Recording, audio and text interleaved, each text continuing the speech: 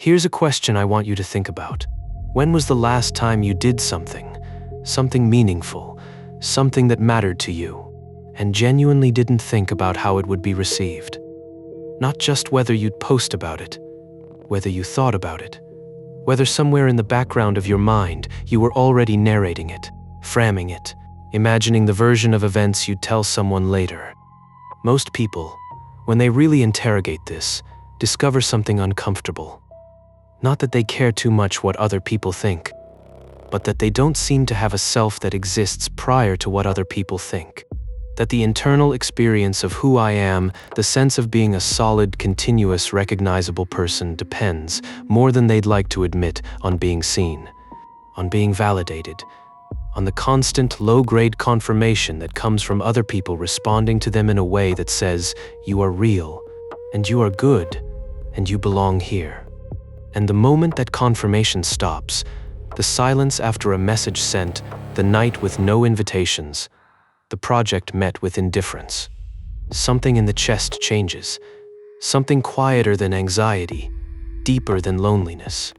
It feels like disappearing. That's not dramatic. That is, in fact, exactly how most human beings are built. The question is whether you're going to keep letting it run your life. In 1994, a social psychologist named Leary proposed something called Sociometer Theory. The idea, elegant in its simplicity, disturbing in its implications, is this. What we experience as self-esteem is not actually a measure of how much we value ourselves. It is a measure of how included we believe we are.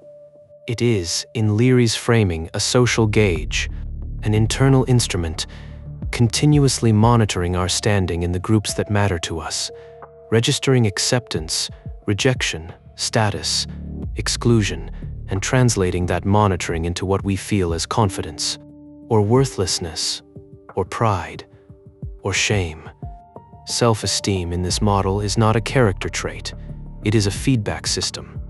Which means, if you've ever asked yourself why your opinion of yourself can swing so dramatically based on a single conversation, a single social interaction, a single unanswered text, now you know. You're not unstable. You are not overreacting. You are operating exactly as the system was designed. The problem is, that system was designed for a world that no longer exists. For most of human evolutionary history, being excluded from your social group was not a social inconvenience. It was a death sentence. The tribe was survival. Approval from the tribe was not a nicety. It was the difference between protection and exposure, between resource access and starvation. The nervous system that monitors social standing, the one that rings an alarm when you sense disapproval, which produces that specific, visceral discomfort of being left out. That system was built for stakes that don't exist anymore. But the alarm still works. It still fires with the same urgency it would have had if exclusion meant dying in the cold. Except now it fires for a comment section, for a party you weren't invited to, for a read receipt with no reply.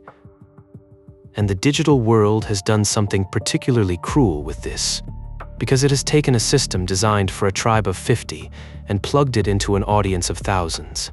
Every post is a proposal to the tribe. Am I still in?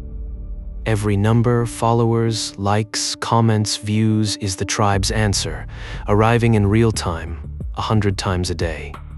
You are running a social monitoring system that is millions of years old across a landscape it was never designed to navigate.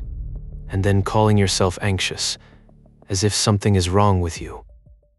The sociologist Charles Cooley called this the looking glass self, the idea that we come to know ourselves primarily by imagining how we appear to others, that the self is not a pre-existing thing we discover, but a reflection we construct from the eyes we imagine watching us.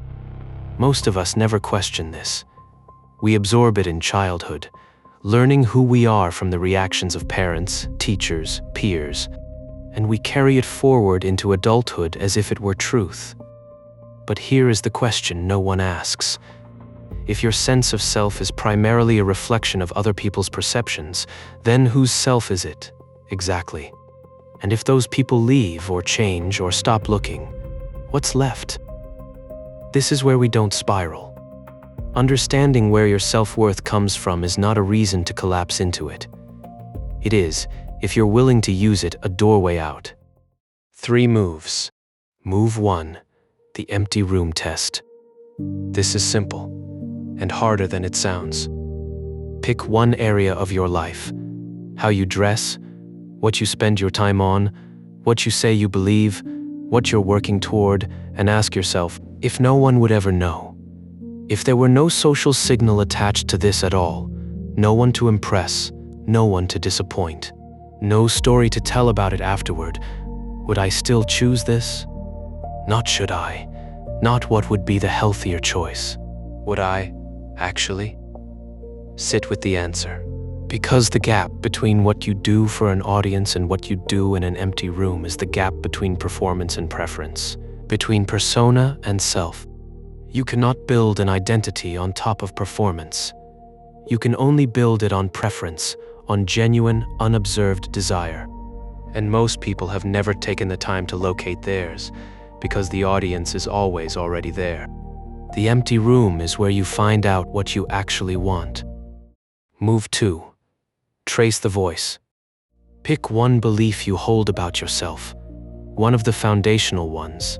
I'm the kind of person who, or someone like me doesn't, or I've always been the one who. Now trace it, not inward, outward, back through time. Whose voice was that originally? In what room did you first hear it? Was it said directly? You're sensitive, you're not athletic, you're the smart one, you're difficult. Or was it implied in the way someone looked at you, or didn't? Because here's what we know about the stories we tell about ourselves. Almost none of them are original. Almost every core belief about who we are was handed to us by parents, teachers, peers, or the accumulated weight of early social feedback. At an age when we had no framework to evaluate it, when we couldn't say, is this true? Or is this just what this person needed to believe about me? You absorbed their perception as your identity. And that perception, that voice has been running things ever since, completely unexamined. Trace it, recognize the voice, and then ask, does this person, that teacher, that parent, that 13-year-old peer, deserve to have this much authority over who I am today? Move 3. Start an internal ledger. External self-worth is a volatile market. It fluctuates with other people's moods, with algorithms, with attention economies, designed specifically to make you feel like you're never quite enough.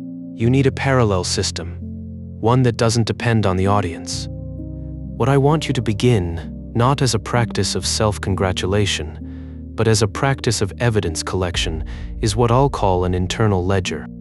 A private record of who you are based on, what you do, not on how it's received. Not I got praised for this, but I did this.